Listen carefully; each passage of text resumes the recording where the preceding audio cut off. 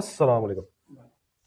जी जनाब, 510 हम लोगों ने लास्ट टाइम स्टडी किया था और उसमें कोई सवाल क्लियर है? चलिए, अगर कोई सवाल होगा भी तो आज लेक्चर के पहले हिस्से में हम लोगों ने 510 को ही रिवाइज करना है, क्योंकि इससे रिलेटेड आगे हम लोगों ने 710 पढ़ना है। 510 का और 710 का आपस में एक बहुत करीबी रिश्ता है। वो क्या है, बात करेंगे।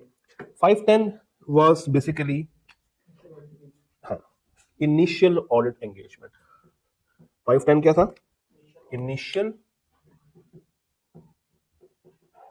Audit engagement. और इसमें हम लोगों ने जो मेन बात की थी that was opening balances. Concept ये था कि अगर आप उस कंपनी का इनिशियल ऑडिट कर रहे हैं,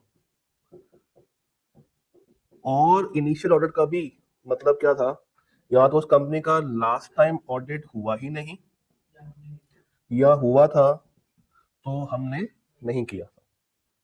last time there was predecessor auditor, तो हम पे फर्ज है कि जब हमें अकाउंट्स दिखाए जाएंगे तो वहां पे 2025 के साथ 2024 का डाटा भी आ रहा होगा। तो हमने इसको वेरीफाई क्यों करना होता है? रीजन बीइंग दैट कि ये हमारे वाले साल का ओपनिंग बैलेंस बने होते हैं, और इसी ओपनिंग बैलेंस को यूज करते हुए हम क्या निकालते हैं? Closing balance. फिर हम लोगों ने पढ़ा था कि ये नॉर्मली किस पर लगते हैं? अकाउंट बैलेंसेस पे प्लस डिस्क्लोजर्स पे प्लस अकाउंटिंग पॉलिसीज पे। और इसमें ऑडिटर के होते हैं कुछ ऑडिट प्रोसीजर्स।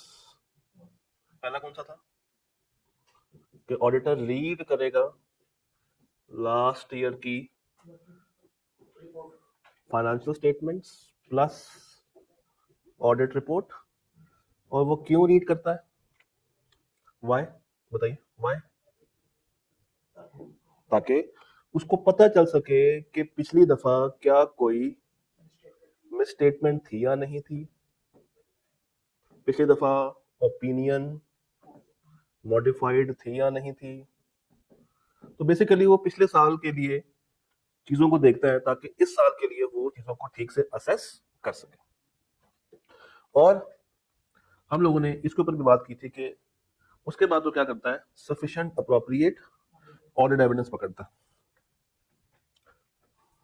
दूसरा मेन काम क्या है? Sufficient appropriate. ये दो चीजों पे होता है। पहला क्या था? तो क्या करेक्टली ब्रॉड फॉरवर्ड किया है या नहीं किया।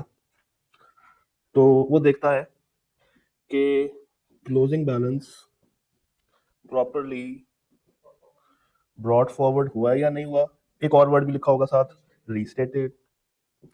और ये रीस्टेटेड क्यों है? Because of IAS 8। IAS 8। और टू बी क्या था? Accounting policies. तो सफिशिएंट अप्रोप्रिएट ऑडिट एविडेंस लेगा कि जो भी अकाउंटिंग पॉलिसीज थी, जो भी डिस्क्लोजर्स थे, वो भी ठीक से पिछले साल से इस साल में ब्रॉड फॉरवर्ड हो गए हैं, कैरी फॉरवर्ड हो गए, ब्रॉड फॉरवर्ड हो गए। फिर तीसरी चीज में तीन बातें थी, उसमें कुछ मजीद काम करना है। अच्छा, अगर आप गौर करें तो यहाँ पे और भी था और एंड भी था।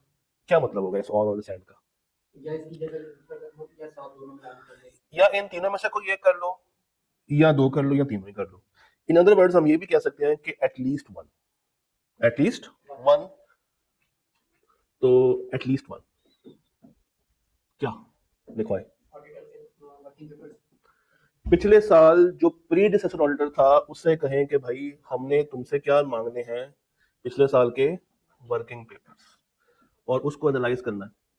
But before using these working papers आप क्या चेक करेंगे कि उस ऑडिटर जो कि लास्ट टाइम था उसकी कैपेबिलिटीज क्या थी, उसकी वर्किंग कैसी थी, उसकी डॉक्यूमेंटेशन के ऊपर आपको रिलायंस है या नहीं, या उसकी डॉक्यूमेंटेशन रेलेवेंट है या नहीं। सेकंड, इवेलुएट करें कि क्या करंट ईयर में मैं जो काम करने जा रहा हूं उससे मैं ओपनिंग बैलेंसेस को वेरीफाई कर सकता हूं या नहीं। तो अप्लाई करूंगा current year audit procedures to verify opening balances. और तीसरा, स्पेसिफिक प्रोसीजर्स लगाने पड़ेंगे फॉर स्पेसिफिक एरियाज। जैसे कल हम लोगों ने बात की थी, इन्वेंट्री के लिए लग सकता है, रिसीवेबल्स के लिए लग सकता है, पेएबल्स के लिए लग सकता है, एंड सो ऑन, बैंक्स के लिए लग सकता है, लोन के लिए लग सकता है, and the list goes on and on. एक दफा अगर आप इस बोर्ड को कवर कर दें प्रॉपर्ली,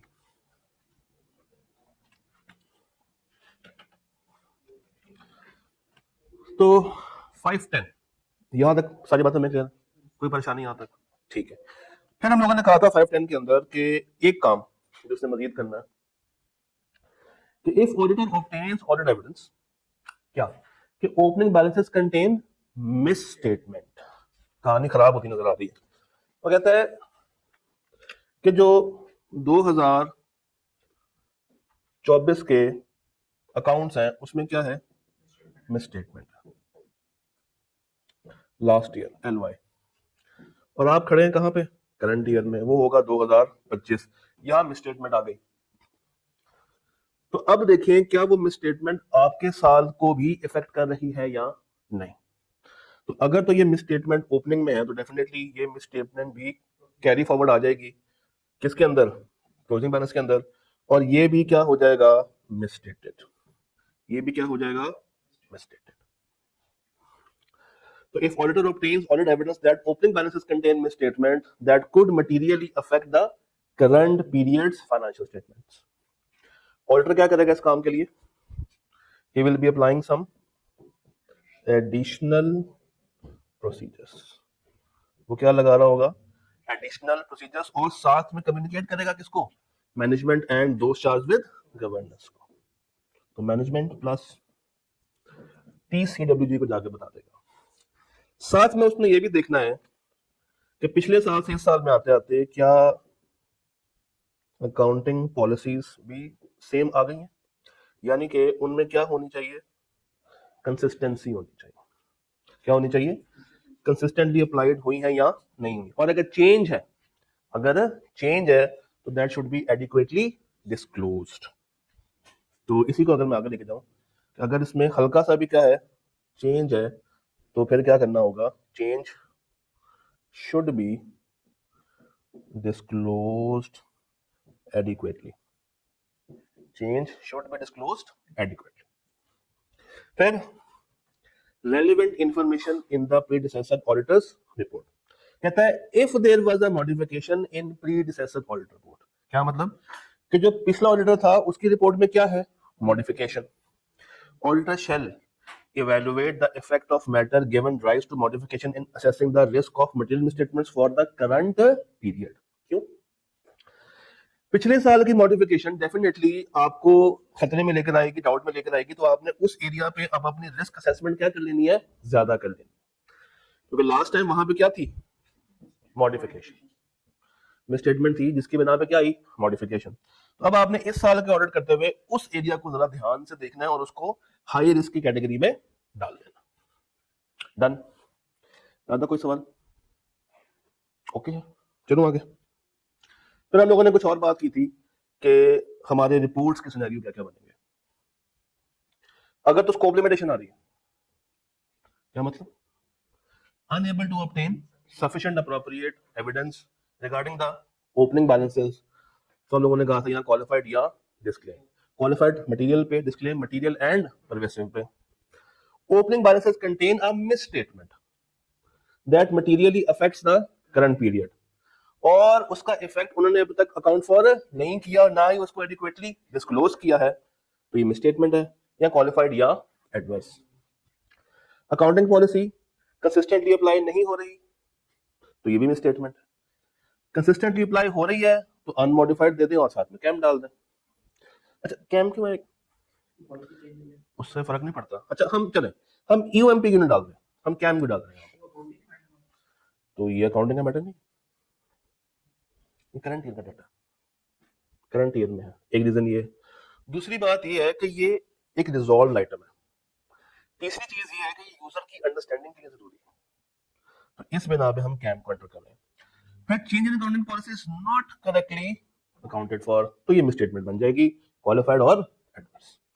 अगर सब कुछ ही ठीक था तो फिर तो कोई मसला नहीं है, अनमोडिफाइड के साथ कैम में चली जाएगी कहानी। और अगर पिछले साल की ऑडिटर की रिपोर्ट में क्या है, मॉडिफिकेशंस, तो फिर देखना है कि वो रिजॉल्व हुई है या नहीं हुई, रिजॉल्व हो गई है अनमॉडिफाइड, रिजॉल्व नहीं हुई तो मॉडिफाइड, सिंपल इज दैट। तो ये बेसिकली एक एग्जीक्यूटिव समरी है फॉर द कंप्लीट स्टैंडर्ड। हमने क्यों पढ़ी है, इसलिए पढ़ी है क्योंकि अब हम लोगों ने आइजा 710 को डिस्कस करना है इसी के पर्सपेक्टिव में, इसी के पर्सपेक्टिव में।